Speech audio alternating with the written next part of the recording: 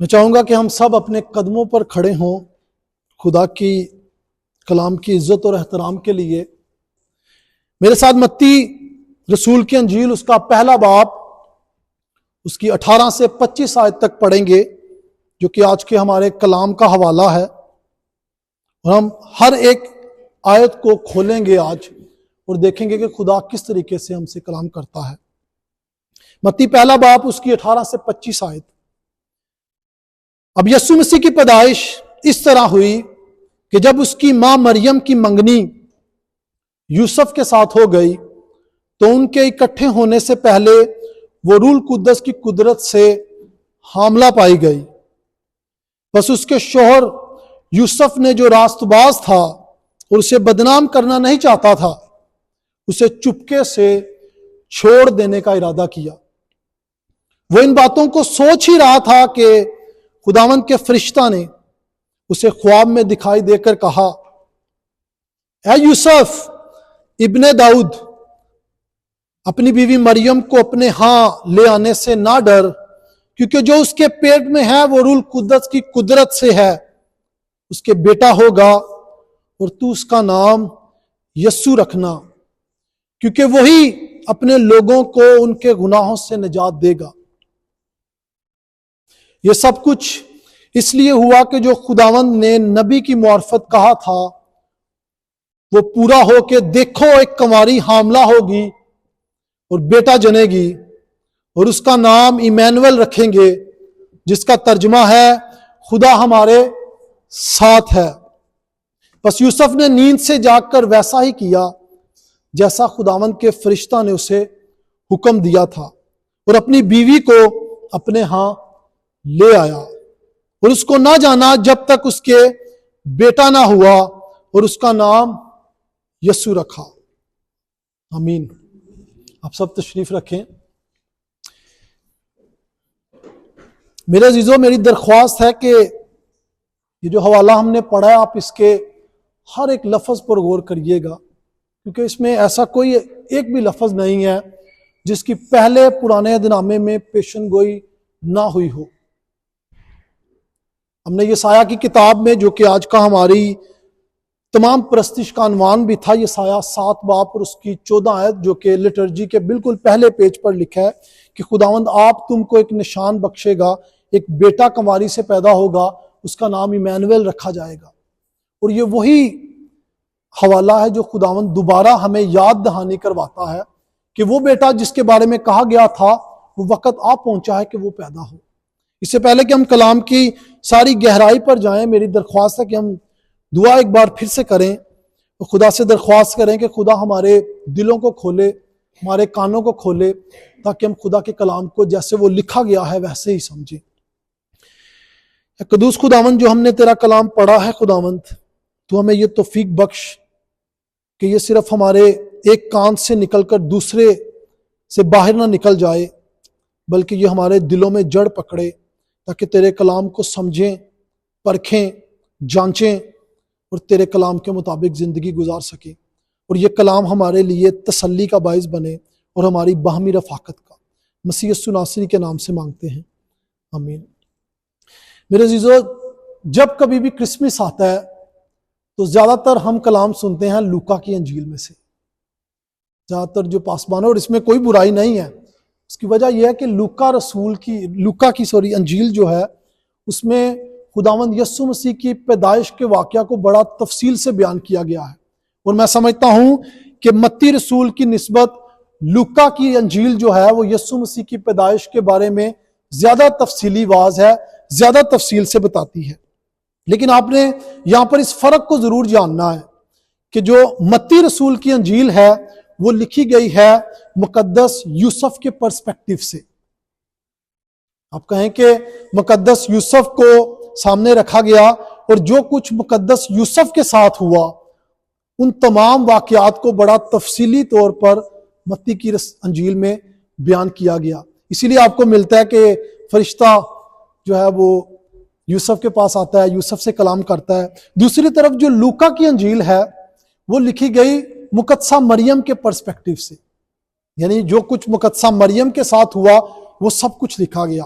और इसी की हम आगे भी देखेंगे जब हम जीनियोलॉजी पर बात करेंगे, यानी जो नसबनामा है मुकद्दस यूसुफ का और मुकद्दसा मरियम का, उसमें भी हम फर्क देखेंगे। अब बात यह है कि ये दोनों अनाजील जो हैं कोई अलग अलग वाकयात के बारे में बयान नहीं करती। ये दोनों अनाजील एक ही वाकया के बारे में बात करती है डिफरेंट पर्सपेक्टिव के साथ।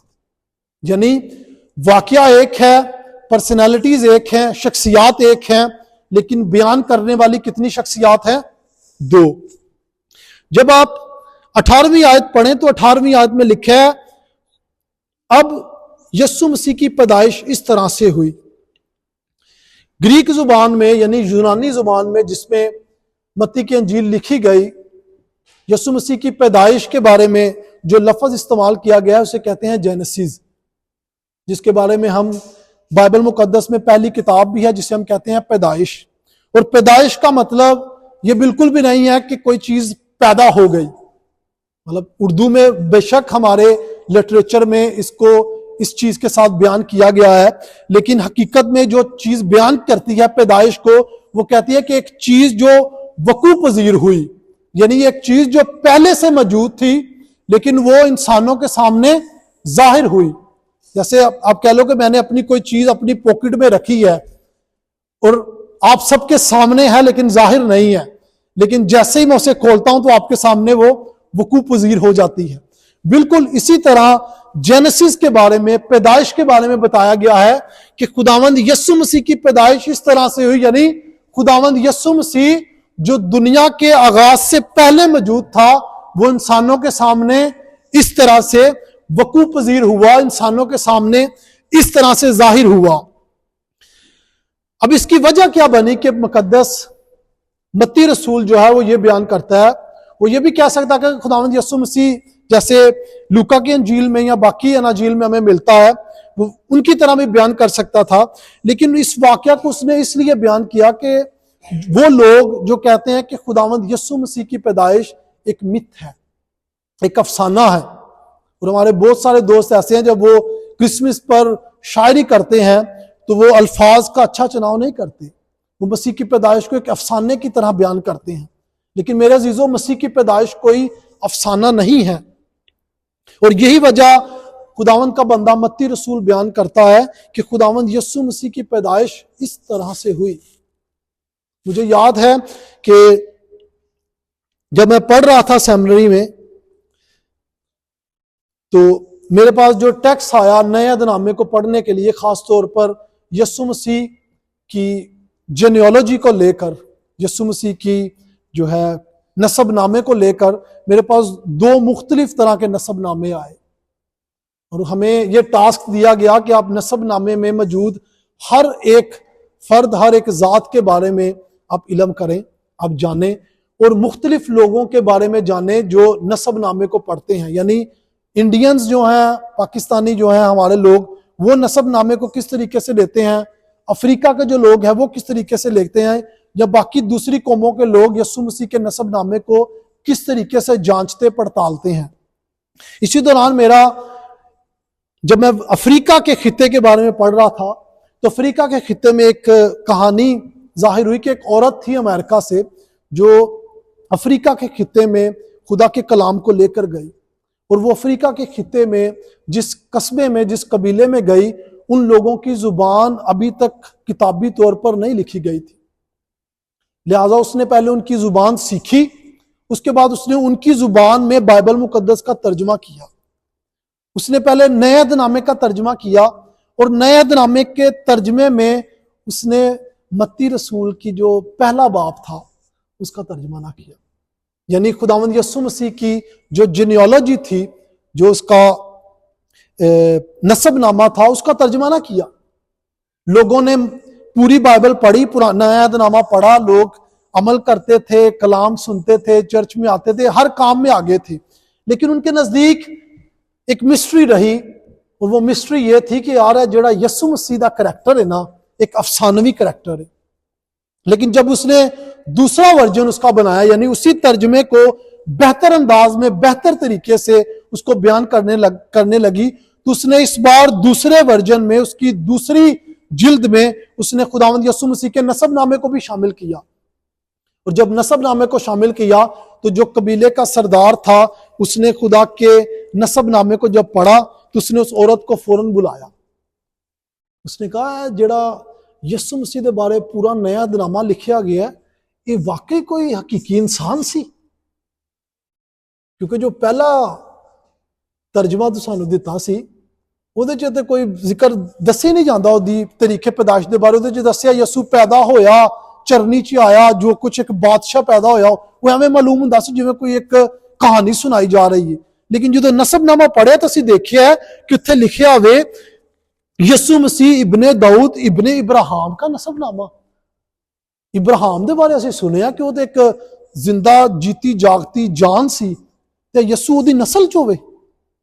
जब उसने ये कलाम कबीले के सरदार ने दूसरों को सुनाया तो वो लोग जो यस्सु को अफसाना समझते थे वो वाकई सीरियस तौर पर इस चीज़ को, खुदा की अलूहियत को, तसलीस के तीनों अकानीम के बारे में, शख्सियात के बारे में जानना शुरू किया और वो जाने के निजात का पैगाम क्या है। और यही वजह है मेरे अज़ीज़ों, बाज़ औक़ात मेरा नहीं ख्याल कि हमने सालों साल खुदावंद यस्सु मसीह की नसब नामे पर अपने चर्च में कभी कलाम सुना हो। उसकी वजह यह है कि हमारे कुछ पासबान इसके बारे में पढ़ते भी नहीं। और जो पहला बाब शुरू कर रहे हैं तो ये कहने लो जी अज मत्ती रसूल दी जी ओदा पहला बाब तो उनकी 18वीं आयत तो शुरू करांगे, यानी पहले वाली 17 आयतां जड़ियां निहायत जरूरी ने पूरे नए दनामे नूं समझण वास्ते, असीं उन्हां सारियां नूं स्किप कर देने। लिहाजा मत्ती रसूल ने यीशु मसीह की जेनेओलॉजी, यीशु मसीह के नसबनामे को इसी वजह से लिखा ताकि वो ये बयान करना चाहता था कि यीशु मसीह की पैदाइश कोई मिस्ट्री, कोई मिथ या कोई अफसाना नहीं, बल्कि ये वाकई एक हकीकत है। और यह हकीकत दूसरी तरफ हिस्टोरिकली एक और चीज पर बयान करती है। आप लोगों ने लूका की अंजील में भी और मत्ती की अंजील में भी दूसरे बाब में पढ़ा, जब मजूसी यहूदा के पास आते हैं, जो हेरोड के पास, हेरोदीस के पास आते हैं तो कहते हैं कि बैतलहम दे विच कि तारे नूं वेखदे वेखदे आए हैं, सानू पता लग्या कि यहूदियों का सरदार एक बादशाह ते पैदा होया है। और हेरोदीस का क्या रिस्पोंस था मैनू तो नहीं पता, लेकिन जो तुहानू पता लगेगा ना मैनू भी दसना ताकि मैं उसकी की करा, इबादत करा, सजदा करा मैं भी उन्हें। और बाइबल मुकद्दस के मुताबिक जो हिस्ट्री है वो बताती है कि जब यहूदा को, हेरोदीस को ये पता चला कि एक नया बादशाह पैदा हो रहा है मेरी सल्तनत में, मत्ती रसूल कहता है कि उसने बैतुलहम में जितने भी बच्चे थे 2 साल और उससे कम, उन सबको तलवार से मरवा दिया, उन सबको मार दिया। मेरे अजीजों, अगर यीशु मसीह का किरदार अफसानवी होता तो बच्चों को मारने की जरूरत सी। तो भी कह सकता है कि यार ठीक है एक अफसाना नवी कहानी लैके आए जे असीं सारे सुनांगे, बच्चों को मारने की जरूरत। हिस्ट्री बताती है कि उस वक्त बैतुलहम में तकरीबन 20 से 25 बच्चों के सर कलम किए गए, उनको मारा गया, सिर्फ इसलिए कि हेरोदीस के पास यह पैगाम आया कि एक बच्चा पैदा हुआ है जो कि बादशाह पैदा हुआ है। हेरोदीस नूं यह नहीं डर सी कि बच्चा पैदा होने वड्डा होकर बादशाह बन जाना है, हेरोदीस नूं डर आ सी कि उहदे पैदा ही बादशाह होया है। इसीलिए वह कहता है कि एक ही सल्तनत में 2 बादशाह, यानी एक तो मैं मौजूद हूं और दूसरा एक और आ गया, कि भी हो सकता है। इसीलिए उसने बच्चों को जो है मारा। दूसरी तरफ हमें इसी आयत में मिलता है कि जो मुकद्दसा मरियम है उसकी मंगनी मुकद्दस यूसुफ से हुई थी। मेरे अजीजों, यहूदी दस्तूर के मुताबिक मंगनी का अकीदा, मंगनी का तसव्वुर वैसा नहीं है जैसा हमारा है। यहूदी दस्तूर के मुताबिक मंगनी बिल्कुल शादी के इक्वल होती है, सिर्फ उसमें एक स्टेप जो है वो कम होता है। एक स्टेप वो कौन सा कम होता है कि उसमें बीवी की जो औरत है उसकी रुखसती मर्द के साथ नहीं होती जैसे शादी के बाद होती है, लेकिन जो एंगेजमेंट है, जो उस रिश्ते का मजबूती है, वो बिल्कुल ऐसे ही होती है जैसे किसी ने वाकई किसी से शादी की हो। इसीलिए बाइबल मुकद्दस में लिखा है कि जब उसकी मंगनी हुई, इससे पहले कि वो आपस में एक दूसरे को जानते, यानी इससे पहले कि उनमें कोई अपना उनका इज़्दिवाजी जो है ताल्लुक बनता, मंगनी हो गई थी, लेकिन इससे पहले कि वो आपस में मिलते वो हामला पाई गई। और मंगनी का तस्वुर बिल्कुल भी हमारे तरह नहीं है कि ठीक है एक जगह तो तोड़ के दूसरी जगह काट लो, कोई प्रॉब्लम नहीं। बल्कि आपका एक पूरा जिसे कहते हैं लीगल प्रोसीजर से आपको गुजरना पड़ता है। एक बार ਤੁਹਾਡੀ ਮੰਗਣੀ ਹੋ ਗਈ, ਤੁਸੀਂ ਸ਼ਰੀ ਕੋਰਟ ਦੇ ਵਿੱਚ, ਅਦਾਲਤ ਦੇ ਵਿੱਚ, ਫਰੀਸੀ ਜਿਹੜਾ ਕੋਰਟ ਉਹਦੇ ਵਿੱਚ ਪੂਰੀ ਪੈਟੀਸ਼ਨਸ ਪਾਉਂਦੇ ਜੇ ਕਿ ਇਸ ਸ਼ਖਸ ਦੇ ਨਾਲ ਮੇਰੀ ਮੰਗਣੀ ਹੋਈ ਸੀ, ਇਸ औरत ਨਾਲ, लिहाजा मैं ਇਹਦੇ ਤੋਂ अलग हो रही हूं। बिल्कुल उसी तरह जिस तरीके से हमारा दस्तूर है तलाक का, यहूदी जो है उसमें यह पाया गया है। इसी वजह से हमें मिलता है कि जब यूसुफ को पता चला तो यूसुफ नहीं चाहता सी कि मैं कोर्ट च घसीटा जाके मरियम नूं कि बई इन्हें जरा जनाकारी की है, लिहाजा ਇਹਦੇ चो बच्चा पैदा हो रहा है, लिहाजा वो बड़ा रास्तबाज सी, मरियम को बदनाम करना नहीं चाहता था। उसने ये फैसला किया कि मैं चुपके से छोड़ देता हूं, यानी मैं आप ही अगे पिछे हो जाना वा, मैनू लभदे रहणगे, बाद कहणगे यार मुंडा ते है नहीं, खत्म करो मंगनी।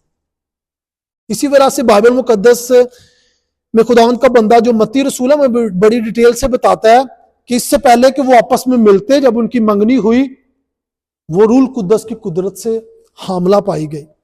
मेरे अजीजों, ये चीज बड़ी जरूरी है और आपने हमेशा याद रखना है कि मुकद्दसा मरियम जो थी वो रूल कुद्दस की कुदरत से हामला पाई गई।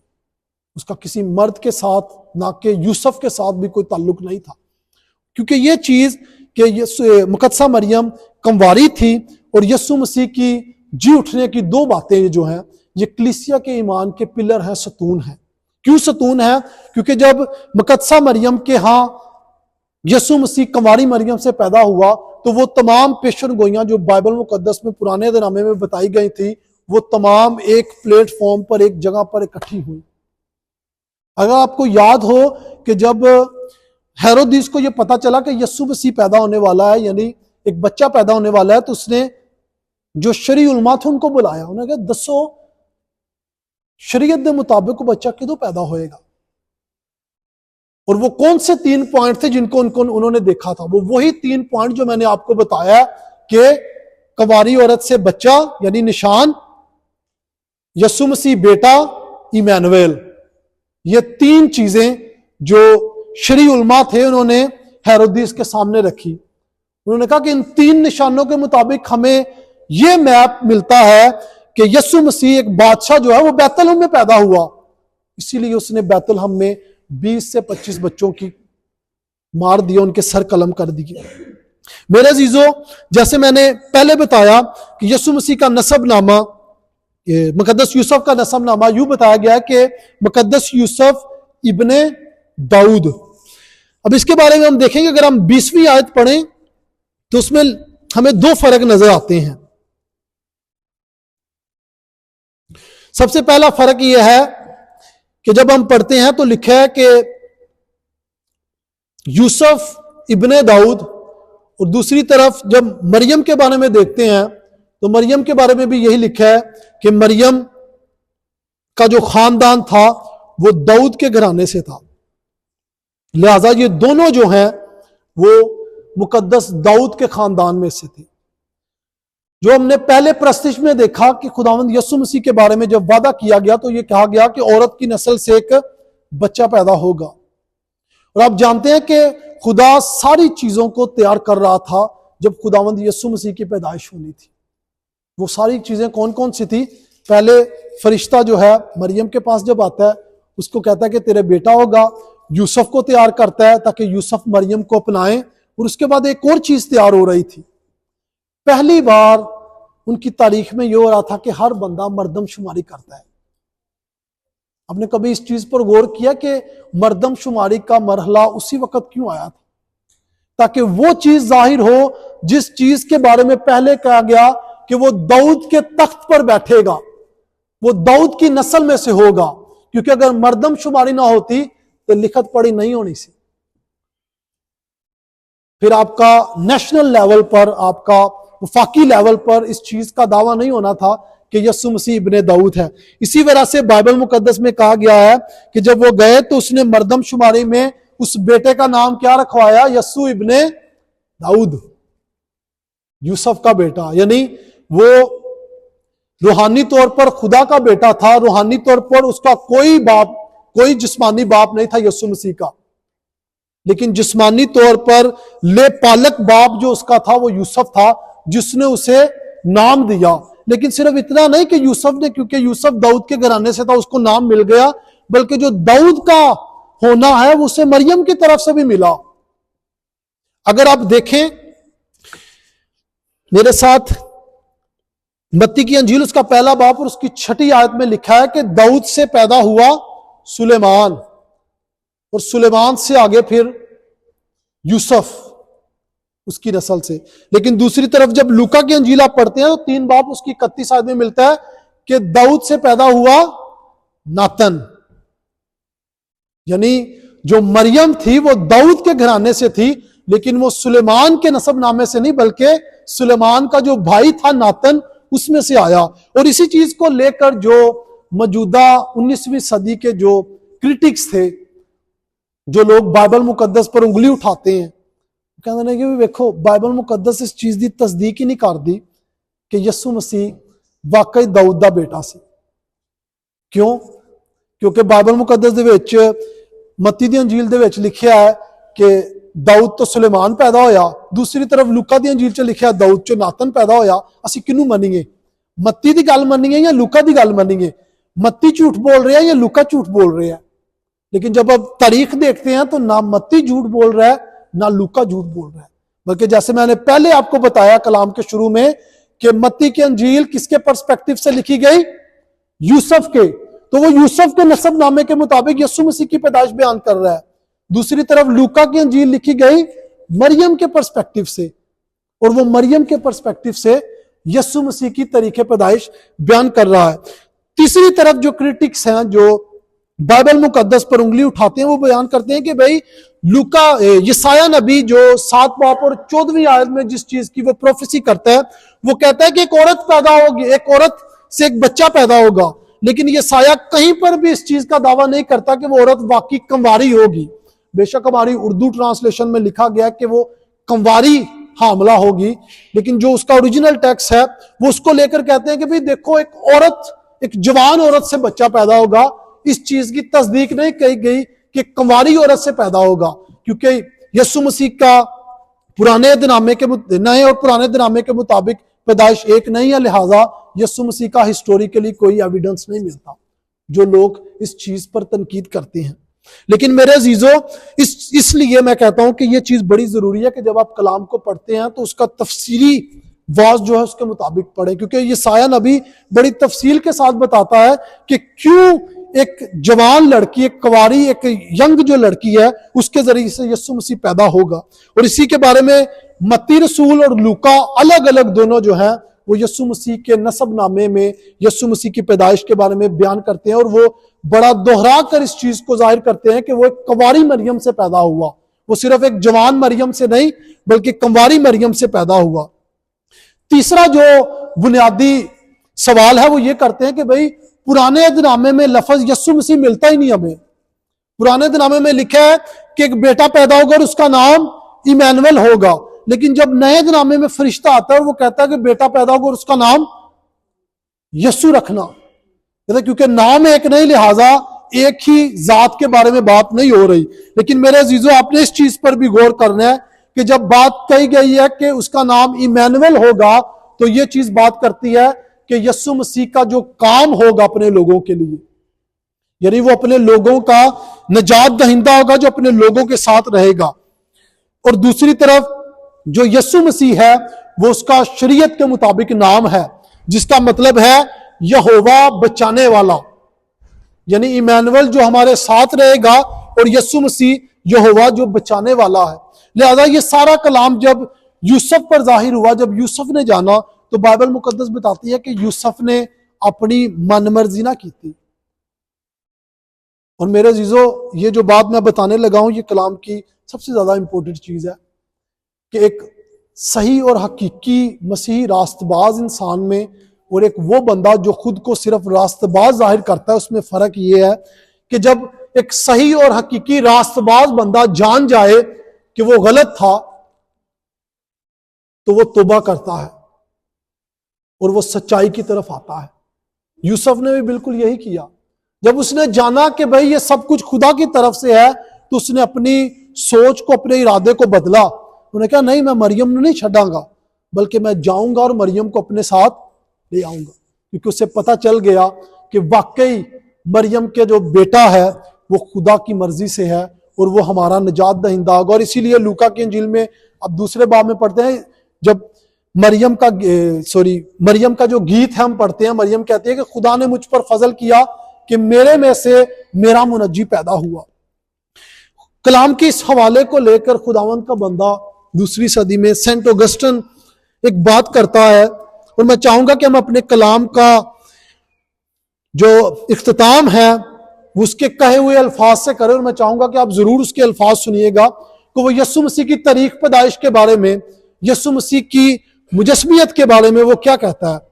खुदावंद का बंदा सेंट ऑगस्टिन कहता है, वो जिसके जरिए वक़्त बना खुद वक़्त के अंदर पैदा हुआ, वो जो दुनिया से पहले हमेशा से मौजूद था, दुनिया में अपने बहुत से बंदों से उम्र में छोटा बना, वो जिसने इंसान को पैदा किया, उसे एक मां ने जन्म दिया, जिसे उसने खुद वजूद बख्शा, वो उन हाथों में उठाया गया जो उसने खुद बनाए थे,